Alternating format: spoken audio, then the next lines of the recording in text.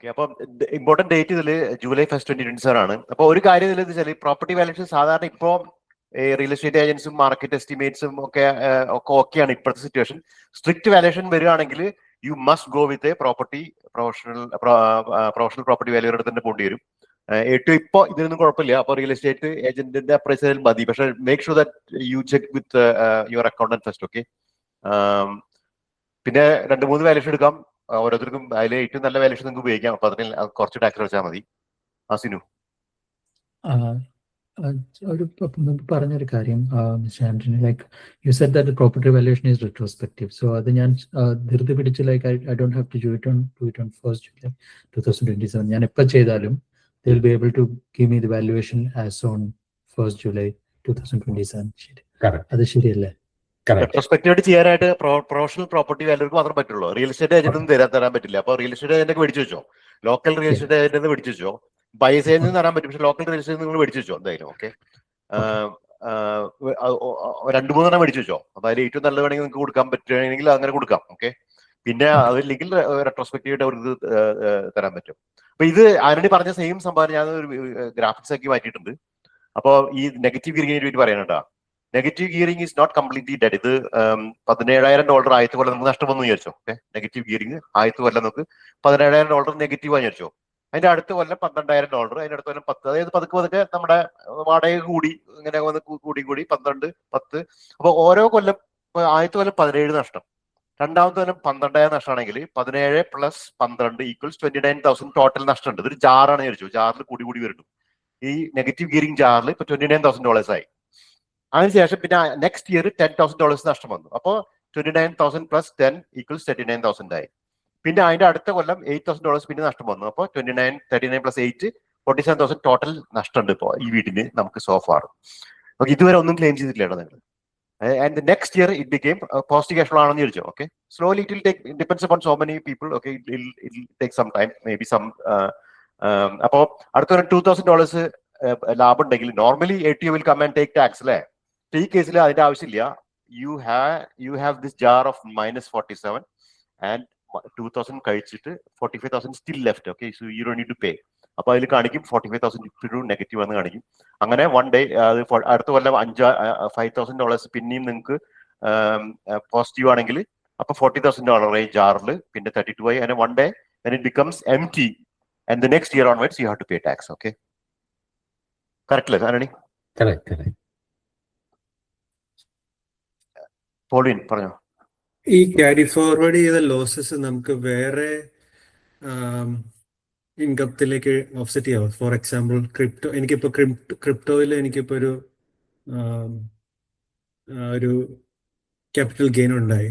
അങ്ങനെയാണെങ്കിൽ ആ ക്യാപിറ്റൽ ഗെയിനിൽ നിന്ന് ഈ ക്യാരി ഫോർവേഡ് ചെയ്ത ഇത് കുറയ്ക്കാൻ പറ്റുമോ?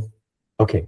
ഇത് ഈ നെഗറ്റീവ് ഗിയറിംഗ് കുറയ്ക്കാൻ പറ്റത്തില്ല. നെഗറ്റീവ് ഗിയറിംഗ് എന്ന് പറഞ്ഞാൽ നമ്മുടെ റവന്യൂ ലോസ് ആണ്. ഓക്കെ. ക്രിപ്റ്റോയുടെ ലോസ് എന്ന് പറയുന്നത് നമ്മുടെ ക്യാപിറ്റൽ ലോസ് ആണ്. സോ വേറെ എന്തെങ്കിലും ക്യാപിറ്റൽ ഗെയിൻ ഉണ്ടെങ്കിൽ അതുമായിട്ട് അഡ്ജസ്റ്റ് ചെയ്യാൻ പറ്റും. ഓക്കെ. അതൊരു കമ്പനി ട്രസ്റ്റ് ആണെങ്കിലും അങ്ങനെ തന്നെ അല്ലെ. സെയിം കമ്പനിയിലാണ് ക്രിപ്റ്റോ ഡീൽ ചെയ്യണത്, സെയിം കമ്പനിയുടെ പേരിലാണ് ഇത് ചെയ്യണമെങ്കിൽ എല്ലാവർക്കും 30% അല്ല എന്താ പറയാ, എല്ലാവർക്കും അങ്ങോട്ടും അത് കുട്ടിക്കുഴച്ചിട്ടാണ് അതിന്റെ എത്രയാണ് ലാസ്റ്റിൽ നോക്കിയിട്ട് അതിൽ നിന്നാണ് എടുക്കുന്നത് അല്ലെ. ക്യാപിറ്റൽ ഗെയിൻസും ക്യാപിറ്റൽ ലോസും തമ്മിൽ അഡ്ജസ്റ്റ് ചെയ്യാൻ പറ്റത്തുള്ളൂ. ഈ റവന്യൂ ലോസ്, ഇത് റവന്യൂ ആണ്, റവന്യൂ ഐറ്റംസ് ആണ്. അപ്പൊ അത് അങ്ങനെ മിക്സ് ചെയ്യാൻ പറ്റത്തില്ല. റവന്യൂ മിക്സ് ചെയ്യാൻ പറ്റില്ല. ഓക്കെ. അതായത് ഇയർലി വരുന്ന സാധനം മൊത്തത്തിൽ വിൽക്കുമ്പോ എത്രയാ അത് മാത്രം. ഓക്കെ.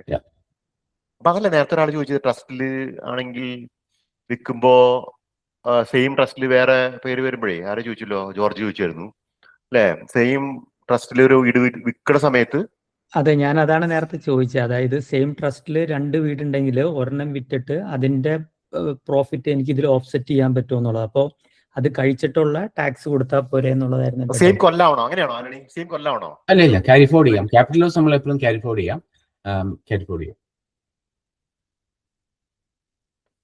കമ്പനിയില് ട്രസ്റ്റിലൊക്കെ എപ്പോഴും ക്യാരി ഫോർവേഡ് ആണ് ചെയ്തോണ്ടിരിക്കുന്നത് അല്ലേ.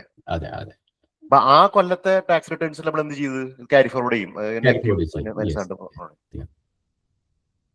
ഞാൻ ആ ക്വസ്റ്റ്യൻ റോങ് ആയിട്ടാണ്. ഞാൻ വിചാരിച്ചത് ആ ക്യാപിറ്റൽ ഗെയിൻസ് എങ്ങനെയാണ് കാണുന്നത് എന്നുള്ള ക്വസ്റ്റ്യൻ. കാരണം എന്നോട് പറഞ്ഞല്ലോ ലോൺ ബാലൻസ് 300 ആണെങ്കിൽ എങ്ങനെയാവുന്നു. അതെ, അങ്ങനെ അത് മാറിപ്പോയി, ക്വസ്റ്റ്യൻ മാറിപ്പോയി. Anyway, good discussions we are having so far. Okay, hopefully everybody is getting lots of value. CGT മോഡലിംഗിന്റെ ഒരു ചെറിയൊരു എക്സാമ്പിൾ, ഇതൊക്കെ പലയിടത്തായിട്ട് ഇങ്ങനെ അടിച്ചു പറ്റിയെന്ന് അറിയില്ലേ, പല ആൾക്കാർ പോസ്റ്റ് ചെയ്യുമ്പോൾ ഒക്കെ എടുത്തു വെച്ചിട്ടുള്ളതാണ്. അത് ഇത് ശരിയാണെന്ന് കൂടി ഡബിൾ ചെക്ക് ചെയ്യണം. CGT modelling proposed inflation indexation system അനുസരിച്ച് പർച്ചേസ് പ്രൈസ് 500 ആണെന്ന് ചോദിച്ചോ. Okay, respective of land building എത്രയായാലും ക്യാപിറ്റൽ ഗ്രോത്ത് 7% പെർ ആനം ആണെന്ന് വിചാരിച്ചു. ഓക്കെ, അത് കുറെ വേരിയബിൾ ഇട്ടില്ല, എല്ലാം കൂടിയപ്പോൾ എനിക്ക് കുറെ കൺഫ്യൂഷൻ വന്നായിരുന്നു. അപ്പോൾ ക്യാപിറ്റൽ ഗ്രോത്ത് ആവറേജ് 7% ആണ്, അപ്പോൾ പെർ ആനമാണ്, അങ്ങനെ ഇട്ടുണ്ട്. CPI ഇൻഫ്ലേഷൻ 4% ഇട്ടുണ്ട്. അങ്ങനെയാണെങ്കിൽ ഓക്കെ, ഹോൾഡ് ചെയ്യുന്ന സമയത്ത്, ഓക്കെ 5 കൊല്ലം ഹോൾഡ് ചെയ്യുന്ന സമയത്ത് എന്ത് സംഭവിക്കണം നോക്കാം. ഓക്കെ, അപ്പം ഗ്രോത്ത് 7% ആണെങ്കിൽ 5 കൊല്ലം കഴിയുമ്പോൾ 701,000 ആയി. ഓക്കെ, ക്യാപിറ്റൽ ഇത്. അപ്പം ആ സമയത്ത് ഇൻഡെക്സേഷൻ 4% നോക്കുമ്പോൾ അതിന്റെ വാല്യൂ വരുന്നത് $608,000 ആണ്. ഓക്കെ, അത് എന്ന് വെച്ചാൽ ആ സമയത്ത് വിൽക്കുകയാണെങ്കിൽ 5 കൊല്ലം കഴിഞ്ഞ് വിൽക്കുകയാണെങ്കിൽ 701 മൈനസ് 500,000, ഇപ്പോൾ 201,000 ആണ് നമ്മുടെ ക്യാപിറ്റൽ ഗെയിൻസ് എന്ന് പറയുന്നത്. ഓക്കെ, അപ്പോൾ ആ ഗെയിൻസിന്റെ 50% പഴയ മെത്തേഡ് അനുസരിച്ച് 100,000 നമ്മൾ അടയ്ക്കണം. ഓക്കെ, 100,000 അടയ്ക്കണമെന്നല്ല, 100,000 ആണ് ഗെയിൻസ് കാൽക്കുലേറ്റ് ചെയ്യുള്ളൂ. ഓക്കെ, പുതിയ മെത്തേഡ് അനുസരിച്ചിട്ട് ഇൻഡെക്സേഷൻ ബേസ് വെച്ചിട്ടുണ്ടെങ്കിൽ 92,000 ആണ് ഇൻഡെക്സേഷൻ വരുന്നത്. അപ്പോൾ വലിയ വ്യത്യാസമില്ല. ഈ പറഞ്ഞ കാര്യങ്ങളൊക്കെ ആരും ചോദിച്ചില്ലേ, ഞാൻ എല്ലാ വീടും വിൽക്കണോ എന്നൊക്കെ ചോദിക്കുന്നില്ലേ. ഇപ്പൊ ഈ $8,000 ഡിഫറൻസ് വരുന്നുള്ളൂ ഈ 5 കൊല്ലം, അതും 4% ആണ് ആയതുകൊണ്ട്. അത് 4.5% ആയി ചിലപ്പോൾ 100,000 മേലെ കടന്നു പോയിട്ട് ലാഭത്തിലാവും. മനസ്സിലാവണ്ട. അപ്പൊ ഇത് ഓടിച്ചാടി നമ്മൾ വിൽക്കേണ്ട കാര്യമൊന്നുമില്ല. ഇപ്പൊ ഇത് 5 കൊല്ലത്തെ case. Okay, let's take 10 years now. 10 years കഴിയുമ്പോൾ ഈ 7% ഗ്രോത്ത് ആണെങ്കിൽ $983,000 ആയി. ഇനി ഈ CPI 4% കൂടി 740,000 ആണ് അതിന്റെ കോസ്റ്റ് വരുന്നത്. അപ്പോ ടോട്ടൽ പ്രോഫിറ്റ് ആക്ച്വലി $483,000 ആണ്. Okay, total profit means total capital gains. അപ്പോൾ 483,000ന്റെ 50% പഴയ മെത്തേഡ് ആണെങ്കിൽ നിങ്ങൾക്ക് അറൌണ്ട് $242,000 നിങ്ങൾക്ക് ടാക്സ് നിങ്ങളുടെ ഇതായിട്ട് ചെയ്യേണ്ടി വരും. അതിന്റെ അപ്പൊ ഇത് നോക്കി $243,000, ഒരു $1,000 ഡിഫറൻസ് ഉള്ളൂ. അപ്പം ഇൻഡെക്സേഷൻ മെത്തേഡും പഴയ മെത്തേഡും 50% ഡിസ്കൗണ്ട് തമ്മിൽ വലിയ വ്യത്യാസങ്ങളൊന്നും ഇല്ല ബേസിക്കലി. ഓക്കെ, അതുകൊണ്ട് ആരോ ഇതൊക്കെ കാൽക്കുലേറ്റ് ചെയ്തിട്ട് ആരോ പണ്ട് ഈ 99 ഇതൊക്കെ നോക്കിപ്പോ എന്തിനാ ഇത്രയും കാൽക്കുലേറ്റ് ചെയ്യണത്, 50% ഡിസ്കൗണ്ട് കൊടുത്താൽ പോരെ എന്ന് വിചാരിച്ചിട്ട് ഇതായിരിക്കും ഒരു ഇത്തിരി കൂടി ഐഡിയ ഉള്ള ആള്. ഇനിയിപ്പോ 20 years yes this difference. Okay, 1,934,000 ആണ് അതിന്റെ 7% ഗ്രോത്തും 4% CPI ആണെങ്കിൽ 1,095,000. അപ്പൊ ടോട്ടൽ ക്യാപിറ്റൽ ഗെയിൻസ് 1,434,000 ആണ്. അപ്പൊ അതിന്റെ 717,000 ആണ് വരുന്നത്. ഓക്കെ, 717,000 50% ഡിസ്കൗണ്ട് 717 പകരം 839 ആണ് വരുന്നത്. അപ്പോൾ ഒരു വ്യത്യാസമുണ്ട്.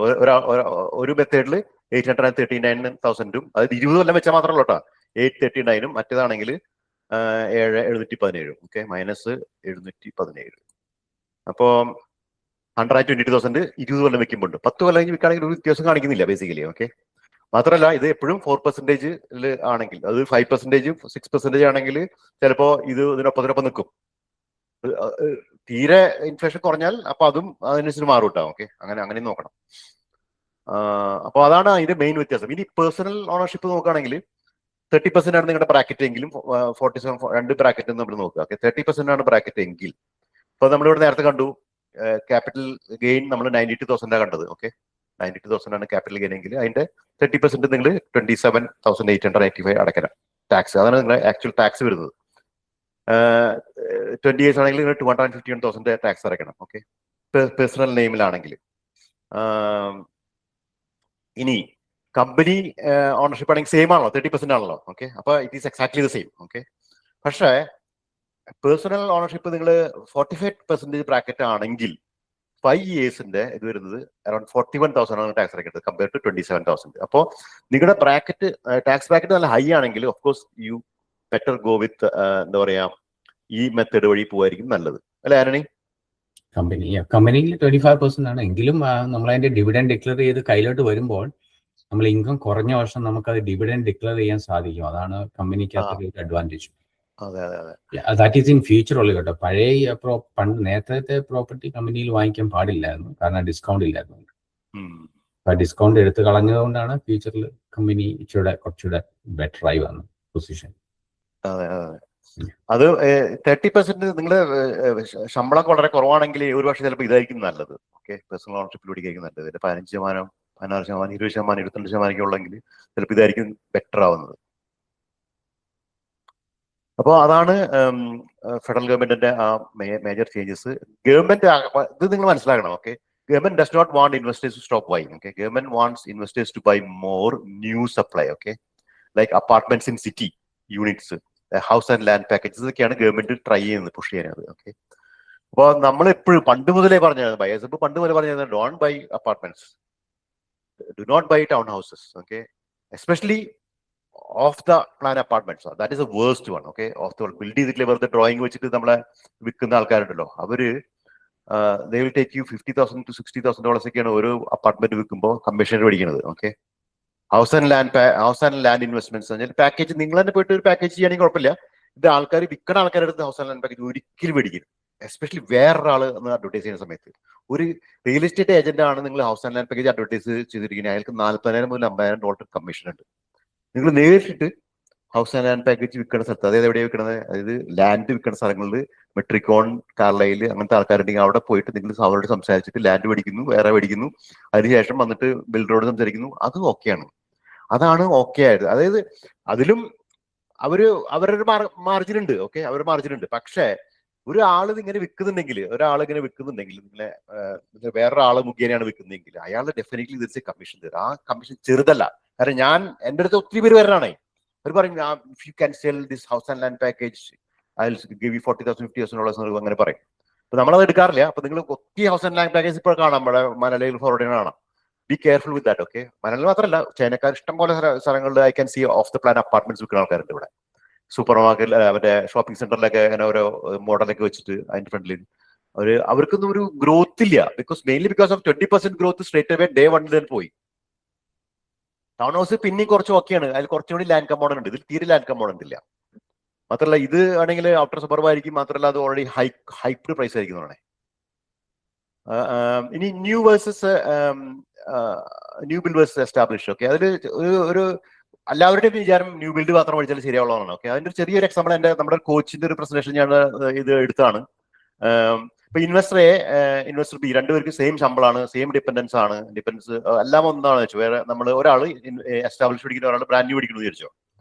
അപ്പം നമ്മൾ ഇൻവെസ്റ്റർ പഠിക്കുന്നത് 720,000 ഒരു നമ്മുടെ സാധാരണ രീതിയിൽ ഇപ്പൊ നമ്മളിവിടെ ആണെങ്കിൽ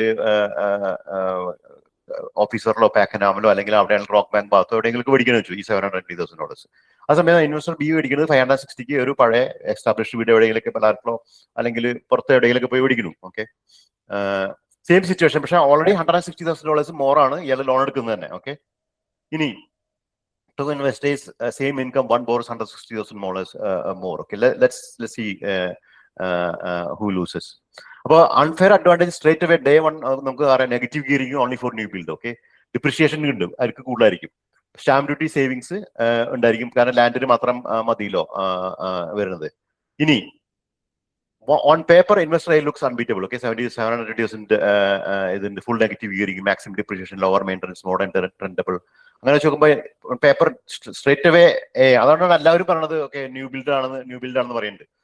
ഇനി ഇൻവെസ്റ്റർ ഇതാണെങ്കിൽ restricted tax benefits ആണ് 2027 മുതൽ restricted tax benefits ആണ്, lower depreciation, older systems, more maintenance, has to compete with owner occupiers. Anyone reading the headlines would conclude investor A is a smart play, and anyone selling property right now is telling you investor A is a smart play, and they are wrong എന്നാണ് നമ്മുടെ coach പറയുന്നത്.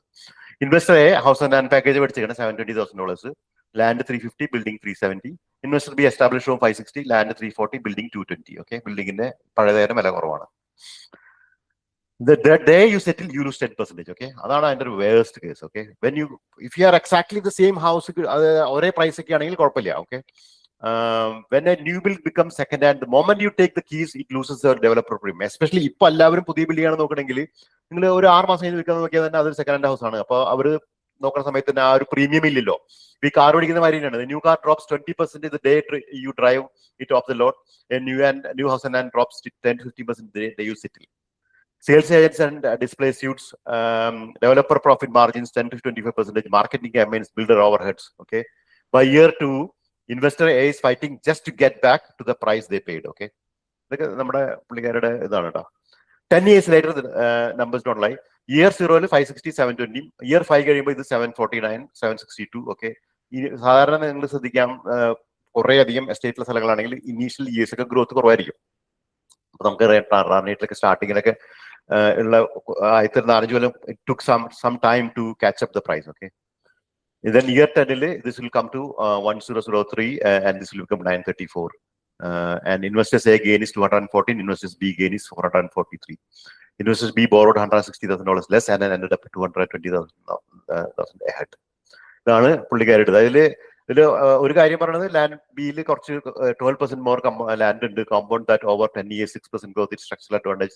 No developer premium. Investor B paid the real market price. Investor A paid 10 to 15% markup that evaporated on settlement.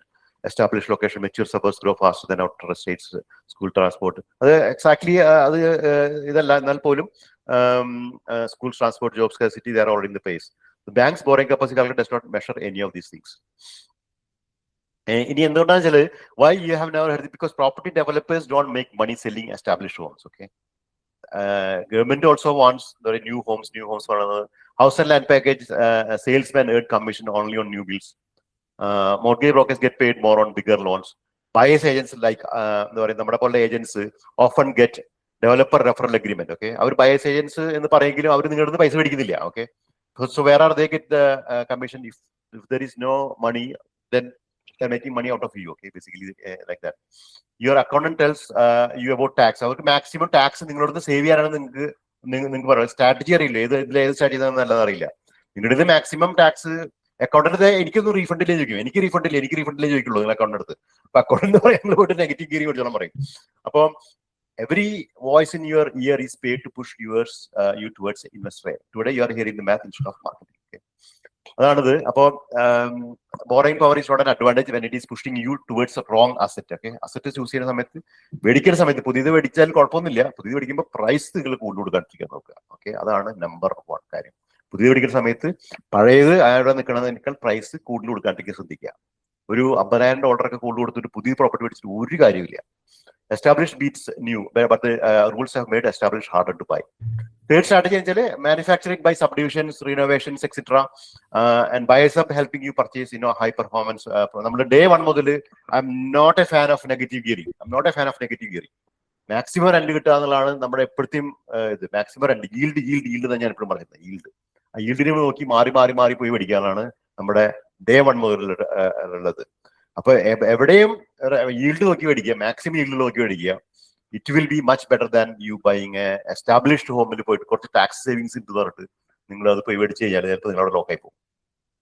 That is my ഇത് new versus and established ownership structures. അത് ഒരു ഇതുമാതിരി നമ്മളൊന്ന് discuss ചെയ്തു. എന്നാൽ പോലും നമുക്ക് ഒരു വെബിനാർ ഒരു ദിവസം അതിന് വേണ്ടി മാത്രം നടത്താം. ഓക്കെ, ഇനി എനിക്ക് കുറച്ചുകൂടി എന്തെങ്കിലും ചോദ്യങ്ങൾ ചോദിക്കാട്ടാ. ആരോ ഒരാൾ കൈപോക്കിയായിരുന്നു ഇടയിൽ, ഇതാണ് ടിക്കും ചെയ്തായിരുന്നു. Questions, Q&A എന്തെങ്കിലും questions ഉണ്ടോ? I will tell you something positive about, you are hearing lots of negative. I will show you some positive news. What is happening in Australian market now. Okay, Srinath ചോദിച്ചോ, unmute ചെയ്തോ. Yeah, I just want to ask, like a renovation, like if we carry out in this existing property, whether we can claim negative gearing on that, like if we already got it before, like 12th of May. Before ആണെങ്കിൽ claim ചെയ്യാലോ, അല്ലെങ്കിൽ claim ചെയ്യാലോ. Grandfather ആണ്. Yes, you can. Okay, so major renovation also if we do before like 12th of May. Yeah, if we have the property, we that, can claim negative gearing on that. Yeah, negative gearing in the sense you will get more depreciation, so that will add up to the negative gearing. Okay, no, thank you. See, Australian property history ആണത്. Okay, 1980 മുതൽ 2026 almost 46 ഇയേഴ്സിന്റെ history ആണ്. Okay, ഇതിൽ നോക്കുകയാണെങ്കിൽ property ഇതിൽ major ഞാൻ പറഞ്ഞില്ലേ, CGT implement ചെയ്തതും negative gearing എടുത്തു കളഞ്ഞതൊക്കെ മുമ്പുണ്ടായിട്ടുണ്ട്. ഓക്കെ, മുമ്പുണ്ടായിട്ടുണ്ട്. എന്നിട്ട് പോലും പ്രോപ്പർട്ടി പ്രൈസസ് എവിടെ താന്നേക്കണേ? കഴിഞ്ഞ 46 കൊല്ലത്തിനുള്ളിൽ 1 പ്രാവശ്യം താഴ്ന്നുണ്ട്. ഇവിടെ ഒന്നും താഴ്ന്നുണ്ട്, ഇവിടെ താഴ്ന്നുണ്ട്. ഇത് ഇതാണ് ഏറ്റവും വേഴ്സ് 2012 2022 താഴ്ന്നുണ്ട്. 2020 താഴ്ന്നപ്പോ അതാണ് 2020 താഴ്ന്നപ്പോ പെർത്തൊക്കെ ഭയങ്കര ഹൈ ആയിരുന്നു. ഓക്കെ, അന്ന് സിഡ്നിയും ഇതും താഴ്ന്നകാരാണ് ഇങ്ങനെ. അത് 2018 അപ്ര ലെൻഡിങ് ടൈറ്റ് ആക്കി പോകുന്ന താഴ്ന്നുണ്ട്. പിന്നെ 2011 അതായത് ഗ്ലോബൽ ഫൈനാൻഷ്യൽ ക്രൈസിസ് കുറേ കയറിയപ്പോൾ കുറച്ച് താഴ്ന്നിട്ടുണ്ട്. ഗ്ലോബൽ ഫൈനാൻഷ്യൽ ക്രൈസിസ് കുറച്ച് താഴ്ന്നുണ്ട്. അത്രേ ഉള്ളൂ. ബാക്കി എല്ലാം മുകളിലേക്ക് തന്നെയാണ്. ഓരോ പ്രാവശ്യം താഴുമ്പോഴും മുകളിലേക്ക് പോയിട്ടുണ്ട്. പിന്നെ നോക്കി ഇവിടെ താന്നു, പിന്നെ മുകളിലേക്ക് എത്ര കൊല്ലം കണ്ടിന്യൂസ് ആയിട്ട് പോയി. ഇത് താന്നു, അതിന്റെ പിറ്റേ കൊല്ലം കയറി, ഇത് താന്നു, പിറ്റേ കൊല്ലം കയറി. അപ്പം ഒരു ടെമ്പററി ഇതിനു വേണ്ടി നിങ്ങൾ ഓടിപ്പോയിട്ട് ഒന്നും മേജർ ചേഞ്ചസ് ഒന്നും വരുത്തരുതേ. ഓക്കെ, അതാണ് ഹിസ്റ്ററിയിൽ നമുക്ക് പഠിക്കാനുള്ളത്. ഇനി കുറച്ച് കാര്യം പറയാം. സപ്ലൈ. ഓക്കെ, സപ്ലൈ ആരെങ്കിലും ബിൽഡിംഗ് വിറ്റാലോ അല്ലെങ്കിൽ ആരെങ്കിലും ന്യൂ ബിൽഡ് ചെയ്താലാണ് നമുക്ക് ഇവിടെ സാധനം വരാൻ പോകുന്നത്, സപ്ലൈ വരാൻ പോകുന്നത്. സപ്ലൈ ബേസ്ഡ് ഡിമാൻഡ് ആണ് എപ്പോഴും പ്രോപ്പർട്ടി പ്രൈസസ് കൂടുന്നതും കുറയ്ക്കുന്നതും. ഓക്കെ, അതില് Australia needs 1.9 new homes now to make housing affordable. Australia needs 1.9 new extra homes to bring prices back to levels that would allow a single person on an average to buy 1.9 million extra new homes വേണം. Okay, ഇനി എത്രത്തോളം വീട് under supply ആണ് ഇപ്പോഴും, എത്രത്തോളം വീട് build ചെയ്യുന്നുണ്ട്. Population growth 15 years കാണുന്നതാണ് ഈ കാണുന്നത്. ഓക്കെ, ഇത്രയും സംഭവം ഉണ്ട്. ഡ്വെല്ലിംഗ് അപ്രൂവൽസ് നോക്കി അനങ്ങുന്നില്ല, അങ്ങനെ സെയിം ലെവലിൽ പോവാണ്. ഇത് അനങ്ങുന്നില്ല means this also has to go like this. കുറച്ച് മേലേക്ക് പോകേണ്ടതാണ്. അതിന് പകരം ഈ സെയിം ലെവലിൽ കിടന്ന് കളിക്കുകയാണ്. 162,000 ഇപ്പോഴും സപ്ലൈ ഉള്ളൂ. ആൾക്കാർ പറയുന്നത് 644,000 ആൾക്കാർ വരുന്നത്. ഇനി under supply, low supply, approvals are down. Building approvals, അതായത് ഹൗസസിന്റെ സപ്ലൈ ആണ് കാണുന്നത്. ഇതും ഈ വർഷങ്ങളായിട്ട് 2010 മുതൽ 2026 വരെയുള്ള ഇതിൽ നോക്കുന്ന സമയത്ത് ഒരു കുറവാനാണ്. സപ്പോസ് ടു ഗോ ഇങ്ങനെ പോകേണ്ടതാണ്, മുകളിലേക്ക് പോകേണ്ട സാധനം അത് ഈ ഇതിൽ നിന്ന് കളിക്കുകയാണ്. യൂണിറ്റ്സും കുറവാണ്. ഇപ്പൊ ആരും അപ്പാർട്ട്മെന്റ്സും ഈ ഗ്രോത്തിലെ തന്നെ അതും ആൾക്കാർ അധികം പേര് ബിൽഡ് ചെയ്യുന്നില്ല. What is the target? National housing target is 1.2 million new homes ആണ് over 5 years. From July 2024 onwards അവർ പറഞ്ഞേക്കുന്നത് 5 കൊല്ലം കൊണ്ട് 1.2 million. That means 240,000 homes per year വേണമെന്നാണ്, or at least 20,000 homes per month. പക്ഷേ നമ്മൾ 262,000 അവിടെയും ഷോർട്ട് ഫോൾ ആണ്. So where is this housing? Iran conflict. Okay, അതിനുശേഷമാണ് Iran conflict വന്നത്. അവര് പറഞ്ഞത് അതിന്റെ because of that another 33,000 homes will go just because ഒരു ക്രൂഡ് ഓയിലിന്റെ അതും മറ്റേ സ്റ്റീലിന്റെ പൈസയും ഒക്കെ വ്യത്യാസമുള്ളത് കൊണ്ട് അനദർ 33,000 homes from 1.2 million അതിൽ നിന്നും കട്ടായി. ഇങ്ങനെ സ്കേർസിറ്റിയാണ്. ഓക്കെ, ഇപ്പൊ എല്ലാം നോർമലൈസ് ആയിക്കൊണ്ടിരിക്കുകയാണ്. ഓക്കെ, ഗോൾഡും ഓയിലും ഒക്കെ. AMP estimates Australia continues to face a severe structural housing shortage with an accumulated deficit of 200 to 300,000 dwellings. ഇത്രയും ഷോർട്ടേജ് ഉള്ളപ്പോ എങ്ങനെയാണ് പ്രൈസ് കുറയാൻ പോകുന്നത്? People will compete each other അല്ലേ? എങ്ങനെയാണ് പ്രൈസ് കുറയാൻ പോകുന്നത്? പ്രൈസ് കുറയാനുള്ള ചാൻസ് എനിക്ക് തോന്നുന്നില്ല ഓസ്ട്രേലിയയിൽ ഉണ്ടെന്ന്. കേരളത്തിൽ വില കുറയുന്നുണ്ട്, കേരളത്തിലെ ആൾക്കാരെല്ലാവരും പുറത്തേക്ക് പോകല്ലേ. പക്ഷെ ബാംഗ്ലൂരൊക്കെ വില കൂടിക്കൊണ്ടിരിക്കുക. കാരണം അവിടെ എവിടെ സപ്ലൈ ഡിമാൻഡ്, അതിന് ഡിമാൻഡ് കൂടുമ്പോൾ നമ്മുടെ നാട്ടിൽ ആക്ച്വലി ഡിമാൻഡ് ഇല്ല, സപ്ലൈ നോർമലായിട്ട് ഉണ്ട് താനും. ഇൻഫ്ലേഷൻ ഒക്കെ പണ്ട് നമുക്ക് 1960s മുതലുള്ള ഗ്രാഫാണത്, 1950 മുതലുള്ള ഗ്രാഫാണ്. അന്ന് 5 എങ്ങനെയൊക്കെ നിന്നിട്ട് കുറെയൊക്കെ 18%, 17%, 16% ഉണ്ടായിരുന്നു. പിന്നെ കുറെ നാളുകളായിട്ട് ഈ 0-ന് 5 ഇടയിൽ ഇപ്പൊ ആക്ച്വലി കുറഞ്ഞിരിക്കുകയാണ്. ഇപ്പൊ 2 ദിവസം മുമ്പ് വന്ന ഡാറ്റ പ്രകാരം 4.6 4.2 ആയി കുറഞ്ഞിട്ടുണ്ട്. Okay, so it is actually come down. അപ്പോ ഇനി നെക്സ്റ്റ് ചിലപ്പോൾ രണ്ട് പ്രാവശ്യം ഇൻക്രീസ് ഉണ്ടാവും പറഞ്ഞത് മിക്കവാറും ഉണ്ടാവാനുള്ള ചാൻസ് കുറവാകാനുള്ള ചാൻസ് കൂടുതലാണ് ഇനി. അതായത് ഇനി ചിലപ്പോൾ കട്ട് ഉണ്ടാവും, അല്ല ഇൻക്രീസ് ഉണ്ടാവില്ല എന്ന്. ഇനി ആൽബോസ് ടാർഗറ്റ് കണ്ടോ, ഇതാണ് ആൾ ഉദ്ദേശിക്കുന്നത്. പക്ഷെ ഇപ്പൊ ആക്ച്വലി നടക്കുന്നത് ഇതാണ് സംഭവിക്കാൻ പോകുന്നത്. ഓസ്ട്രേലിയസ് ഹൗസിംഗ് ഷോർട്ടേജ് ഇങ്ങനെ മേലേക്ക് പോകുന്നു. ഇനി ഡിമാൻഡ് നോക്കാം. പോപ്പുലേഷൻ ഗ്രോത്ത് ഞാൻ പറഞ്ഞു. ഓക്കെ, ഇതാണ് ഇത്രയും ആൾക്കാർ അറൈവൽസ് ആണ്. Australian long term arrivals versus departure. Okay, ഇതിൽ അറൈവൽസ് ആണ് ബ്ലൂ കാണുന്നത്, ഡിപ്പാർച്ചർ ആണത്. നെറ്റ് അറൈവൽസ് കണ്ടോ, ഇതാണ് ഈ ഗ്രീനിൽ. ഇത് ആക്ച്വലി ഇൻക്രീസിങ് ഫ്രം ഹിയർ. ഇതാണ് എവറേജ്, കുറെ വർഷങ്ങളായിട്ട് എവറേജ് ഇതാണ്. അതിന്റെ എത്രയോ മുകളാണ് നമ്മൾ നിൽക്കുന്നത് arrivals. That's big number. Okay, അവർക്കുള്ളത് പോപ്പുലേഷൻ ഗ്രോത്ത് ഉണ്ട്. ഇപ്പൊ 27 million ഇപ്പോ, അത് ഇനി ഗോയിങ് ടു ബി 29 ആയിരിക്കും, 31 million ആവും. People are still coming. By end of this decade, Australia's population is expected to be approximately 30 million.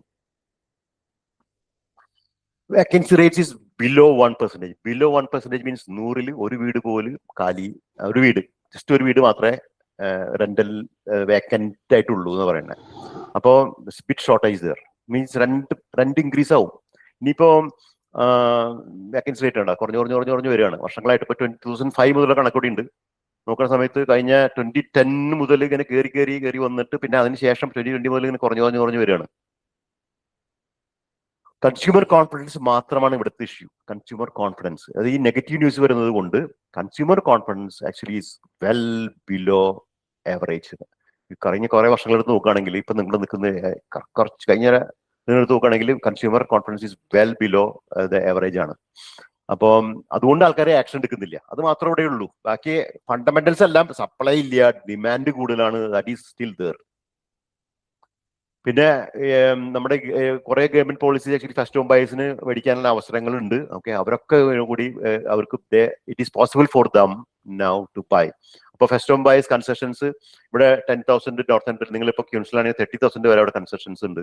ടാസ്മാനിൽ 30,000 ഉണ്ട്. വിക്ടോറിയയിൽ 10,000 ഉള്ളൂ. പക്ഷേ എങ്കിലും അത് സ്റ്റാമ്പ് ഡ്യൂട്ടി ഡിസ്കൗണ്ട് ഒക്കെ ഇതിന്റെ കൂട്ടത്തിൽ ഇത് കൂടാതെ സ്റ്റാമ്പ് ഡ്യൂട്ടി ഡിസ്കൗണ്ട് ഒക്കെ ഉണ്ട്. നിങ്ങൾക്ക് 5% മതി. If you have 5% with you, you can buy a $600,000 property if you have $30,000 with you. Okay, $30,000 മാത്രം മതി. ബാക്കിയുള്ളത് ഗവൺമെന്റ് പല സ്കീം പ്രകാരം നിങ്ങൾക്ക് മേടിക്കാൻ പറ്റും, അഫോർഡബിൾ ആണ്. എന്തെങ്കിലും ക്വസ്റ്റ്യൻസ് വന്നിട്ടുണ്ടെങ്കിൽ എന്നോട് പറയണേ. You can type also your questions. Lots of opportunities here. Just for Anthony question. Yeah. Can we change the structure, like eventually, like have they allowed like a time where we can move to, like from, if you have in the personal name, can we move to like a trust or company later down the track? Like, not really, because the state tax stamp duty will apply. yeah. So if it is worthwhile to pay that stamp duty and then move it, then it is worthwhile. Otherwise, not. Okay. So there is no way, they are not given any provision. No, because the ownership is changing from personal to a trust or a company. So you have to pay stamp duty because the ownership is changing. Okay. No worries. ഇതിലെ ഞാനൊരു സംഭവം കേട്ടത്, ഇതിൽ നമുക്ക് എന്തെങ്കിലും മാറ്റം ഈ company trust എന്തെങ്കിലും നമ്മൾ ഈ ഷെയർ ഹോൾഡേഴ്സ് അങ്ങനെ എന്തെങ്കിലും മാറ്റാൻ ഈ സമയത്ത് പറ്റുമോ? നമുക്ക് ഈ ഒരു ലോ വരുന്നതുകൊണ്ട് എന്തെങ്കിലും ഒരു അലോക്കേഷൻ അങ്ങനെ എന്തെങ്കിലും ഉണ്ടാവോ? കമ്പനിയിൽ നമുക്ക് ഷെയർ ഹോൾഡേഴ്സിനെ മാറ്റാം.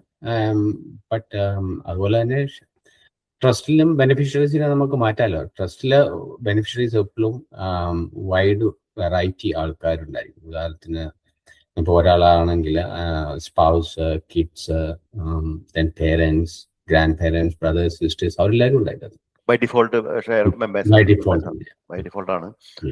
ഈ ലോ വരുന്നത് കൊണ്ട് നമുക്ക് എന്തെങ്കിലും ഒരു പ്രത്യേക ആനുകൂല്യങ്ങൾ അങ്ങനെ ട്രസ്റ്റ് കരുതൽ തന്നിട്ട് എന്തെങ്കിലും മാറ്റം വരുത്താനായിട്ട് അങ്ങനെ വി ക്യാൻ ചേഞ്ച്. അത് ഡീഡ് ഓഫ് അമെൻഡ്മെന്റ് ചെയ്ത് അത് ഡീഡ് ചേഞ്ച് ചെയ്യാം.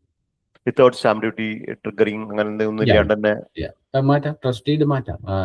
കാരണം ഈ പ്രോപ്പർട്ടിയുടെ ഓണർ ആണെന്ന് മാത്രമേ ഉള്ളൂ. നമ്മൾ അതിന്റെ ബേസ് മാറ്റുന്നില്ലല്ലോ. The property is still in the name of the trust. Only the beneficiaries are changing. So coming back to presentation, broader economic data is doing well. Okay, population growth is there, jobs increase ആവുന്നുണ്ട്, rising income and wealth കയറുന്നുണ്ട്. Okay, so immediately there is a എന്താ പറയുക, ഈ ഒരു മാസം മാത്രം അല്ലെങ്കിൽ 2 മാസം കഴിഞ്ഞാൽ ഇപ്പോൾ ഒരു ചെറിയൊരു സെന്റിമെന്റ് ചേഞ്ചസ് വന്നാൽ ഇതെല്ലാം മാറും. ഓക്കെ, അങ്ങനെയാണ് കണ്ടേക്കുന്നത്. Then property, ഇപ്പോ there are lots of opportunities to buy. Current big 4 bank rate forecast ഇങ്ങനെയാണ്. ഓക്കെ, അവർ പറയുന്നത്, CBI പറയുന്നത് നോ ചേഞ്ച് എന്ന് പറയുന്നത്. ഓക്കെ, ഇത് വെരി ലേറ്റ്ലി ഒന്നാണ്, ഡേറ്റ് May 11th ഒന്നാണ് കേട്ടോ. വെസ്റ്റ് ബാങ്ക് പറയുന്നത് 2 ഹൈക്സ് ആണ്. ഓഗസ്റ്റ് സെപ്റ്റംബർ 4.85 എന്ന് പറയുന്നത്. 0.25 ഹൈക്ക് ഇൻ ജൂൺ, 4.6% ആവും നാബ് എന്ന് പറയുന്നത്. ആൻസർ പറയുന്നത് നോ ചേഞ്ച്. പക്ഷെ അതിന് ശേഷമാണ് May 12th ഈ ബഡ്ജറ്റ് ആയിട്ട് വന്നത്. അതിനുശേഷം ആരോ പറഞ്ഞു 3 റേറ്റ് കട്ട്സിന്റെ ഈക്വലന്റ് ആണ് ഈ ഗവൺമെന്റിന്റെ ഇമ്പാക്ട് എന്ന് പറയുന്നത്, ഈ ഗവൺമെന്റിന്റെ പോളിസി ഇമ്പാക്ട് എന്ന് പറയുന്നത്. അപ്പോൾ മിക്കവാറും കുറച്ച് റിസഷൻ പോലെ ഉണ്ടാവുകയാണെങ്കിൽ ചിലപ്പോൾ ഒന്നും ഉണ്ടാവില്ല ഇവിടെ, ക്യാഷ് റേറ്റ് ഇൻക്രീസ് ആവാൻ ചാൻസ് ഇല്ല. ഓൾറെഡി ഇൻഫ്ലേഷൻ താന്നിട്ടുണ്ട്. ഓക്കെ, ഇപ്പൊ ഒരു 2-3 ഡാറ്റയിൽ അത് കഴിഞ്ഞ മാസമാണ്, എങ്കിലും ഇൻഫ്ലേഷൻ താഴേക്ക് പോയിട്ടുണ്ട്.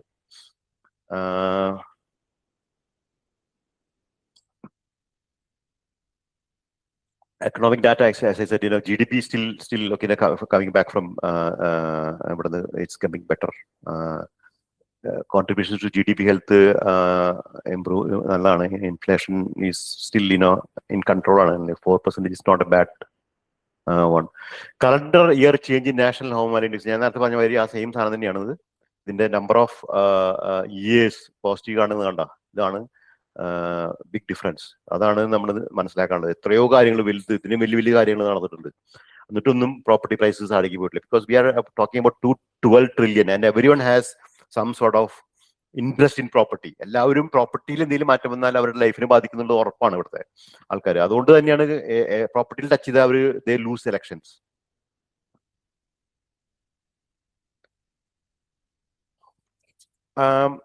Buyers normally we buy in high performance properties ആണ് വാങ്ങുന്നത്. We are actually buyers agents. We help people to buy a better investment property. Okay, സാധാരണക്കാർ മേടിക്കുന്നതിനേക്കാൾ ഒരു ശകലം ഇൻഫോംഡ് ആയിട്ട് നമ്മൾ മേടിക്കും. ചെറിയ ചെറിയ മിസ്റ്റേക്സ് ഒക്കെ നമ്മൾ ഒഴിവാക്കും.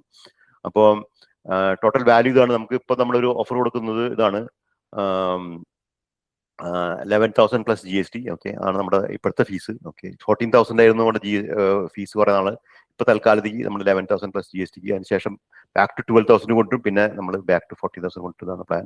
So if you want to engage us to help you in your search, engagement fee, retainer fee initially 1,100 ആണ്, and you have to sign an agreement. Then we can look for a property, and you have 6 months to buy XD property. You have to use this one. This is only till June 15.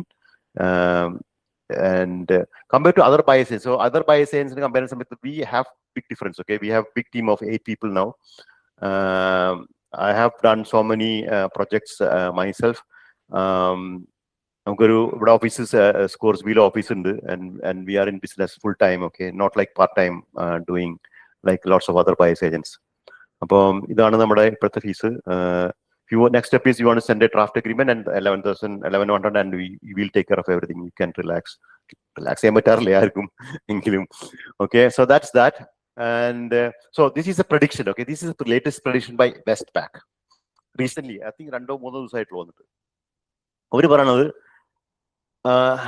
2026 -3. Okay, Sydney -4, Melbourne. Just don't run away. Okay, Brisbane ഇത്ര കേട്ടിട്ട് നിങ്ങൾ ഓടിപ്പോരുത്.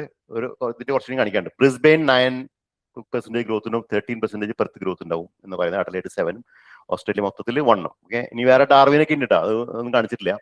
Sydney -3 എന്ന് പറഞ്ഞു. Okay, അടുത്ത കൊല്ലം Sydney 2% growth ഉള്ളൂ, Melbourne 5% growth. Okay, ഇതിൽ Melbourne ആണ് ടോപ്പ് ചെയ്യണത്. പിന്നെ next year, okay, listen to that, Melbourne ആണ് അടുത്ത കൊല്ലം ഇവരെ പ്രകാരം ടോപ്പ് ചെയ്യുന്നത്. Perth still grows. Okay, 5%. Adelaide 4. Okay, അപ്പൊ ഇത് പ്രകാരം അടുത്ത കൊല്ലം മെൽബൺ, ഇത് പെർത്ത്, പിന്നെ അഡലേഡ് ആണ്. ഇനി I want to show you this one. Okay, ഇത് 30th ഏപ്രിലിന് വന്നിട്ടുള്ള ഒരു കണക്ക് പ്രകാരം സിഡ്നി ആ മാസം -0.6 ആണ്. ഓക്കെ, -0.6, മെൽബൺ -0.6 റിവേഴ്സ് ആണ്, നെഗറ്റീവ് ആണ്. ആനുവൽ ഗ്രോത്ത് കഴിഞ്ഞ ഏപ്രിൽ ടു ഏപ്രിൽ നോക്കുകയാണെങ്കിൽ 2% ഗ്രോത്ത് ഉള്ള മെൽബണിൽ. Now let me show you something very interesting. Okay, this is Melbourne. ഇതാണ് ഹെഡ്ലൈൻസ് ആയിട്ട് വരുന്നത്. മെൽബൺ താഴേക്ക് പോയെന്നാണ് headlines. Okay, now I will show you this one. Okay, Sydney താഴേക്ക് പോയെന്ന് പറഞ്ഞില്ലേ? സിഡ്നിയിൽ നോക്ക്, Saint Marys 14.3% growth, Richmond 15.1%, Penrith 31.1%. നമുക്ക് മെൽബണിലേക്ക് വരാം. Frankston 9% growth. So who is right? 2%. ഇത് ഇയർ ഓൺ ഇയർ ആണ് കേട്ടോ. സെയിം ഏപ്രിൽ ആ സെയിം റിപ്പോർട്ട് എടുത്തിട്ടുള്ളതാണ്, അതിന്റെ 5ാമത്തെ പേജിൽ എടുത്തിട്ടുള്ളതാണ്. അതില് ഫ്രാങ്ക്സ്റ്റൺ 9%, സൺബറി 8.9%, ബ്രിം ബാങ്ക് ഇപ്പൊ നമുക്കറിയാം, KC സൗത്ത് 6.3%, വിറ്റിൽസി വോളൻ. ഓക്കെ, ഇവിടെ ഇഷ്ടംപോലെ മലയാളീസ് താമസിക്കുന്നത്. കർദീനിയ ഇഷ്ടംപോലെ മലയാളീസ് താമസിക്കുന്ന സ്ഥലം. വിന്തം ഇഷ്ടംപോലെ മലയാളീസിന്റെ സ്ഥലം. 5.2% ഗ്രോത്ത് ഉണ്ട്.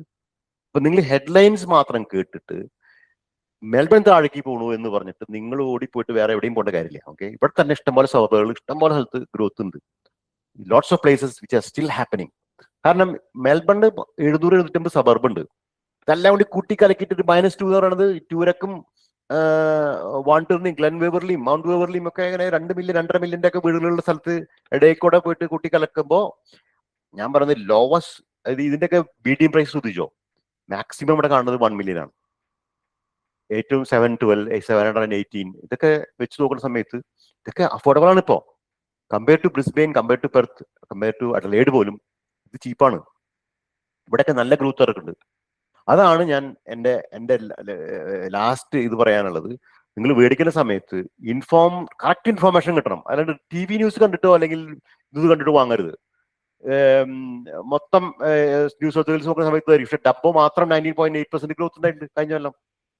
ഡബ്ബോ മാത്രം ഭാഗഭാഗം 18%, ടൂവുമ്പോ 20%, നമ്മുടെ ഗ്രാമ്പിയൻസിൽ 16.15%, ലാട്രോ വാലി 15.5%. So it's happening. 0.2% മിണ്ടാണ്ടിരിക്കാൻ പാടില്ല എന്നുള്ളതാണ്. Because there is shortage of houses everywhere.